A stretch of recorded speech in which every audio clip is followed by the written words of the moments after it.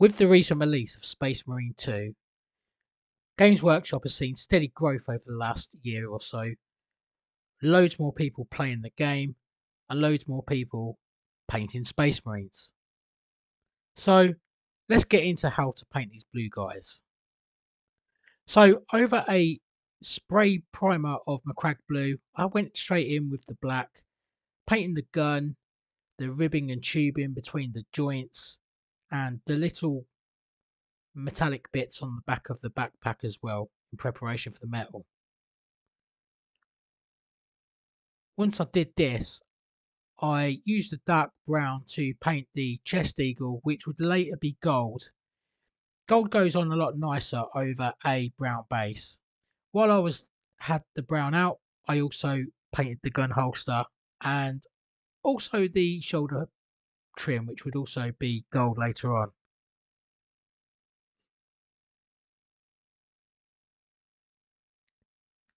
Now, I'm almost done with the boring base coats, so I quickly went in with some red and did those eyes.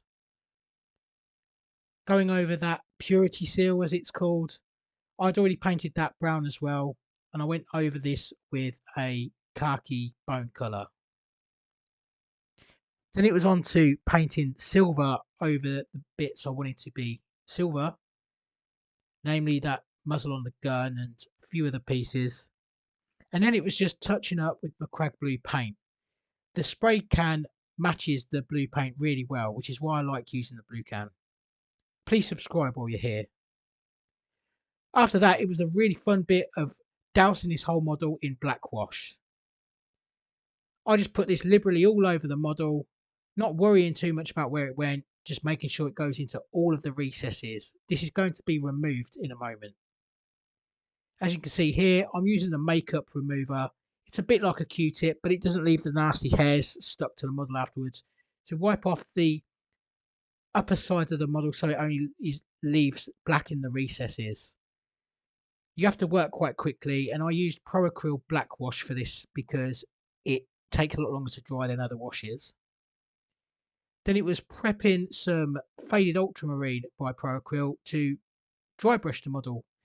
And I first started off by stippling the shoulder pads and the other spherical areas of the model, like the top of that backpack and stuff, just to get the paint off the brush, because sometimes you have a little bit too much on your dry brush, and if you immediately start going in and dry brushing, you can end up overdoing it. So I go for where I want the most highlights first and then work my way down, and then that way you don't overdo the dry brushing.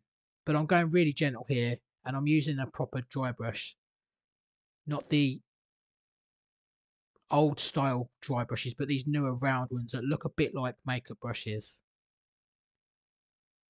I'm gently going around the model and I'm changing the direction. I'm changing the angle of the model rather than the direction. You can see there that I'm turning the model upside down to get the undersides of them ridges on the bottom of the legs and things like that. And now onto gold. Not the teeth though. The gold is for the chest eagle and the shoulder pads. I'm just taking my time here because I don't want to have to go back and touch up again, but I'm pretty sure I did have to go back and touch this up. And then I added some flesh shade to the eagle just to bring out the detail of it a little bit, and also onto the lower edges of the shoulder trim just to give that shoulder trim a bit more depth and shadow. I think I overdid this a little bit and made it a bit too orangey and too dark. I should have just left it in hindsight, I think. There's quickly getting some micro set and popping the transfer on to the shoulder pad after painting that micro set on. It gives you some working time, but it also makes sure that the transfer sticks on nicely.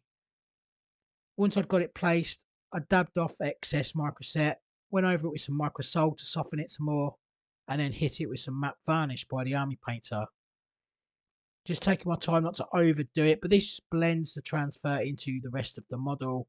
And I find that Army Painter's matte varnish leaves a very similar finish to the Games Workshop, the Citadel paints. So I was left with a similar style finish. I didn't have some weird look on it. I'm just going to tidy the base up now and start getting the model ready to basically be done. I'm just quickly painting the base rim black. I'm going in with a brighter red and really focusing on making those eyes stand out a little bit more. I'm not painting the entirety of the eyes. I'm just kind of doing a line inside the eye. I apologise if my camera goes out of focus from time to time, but I try to get in close with these angles so you could actually see what I was doing.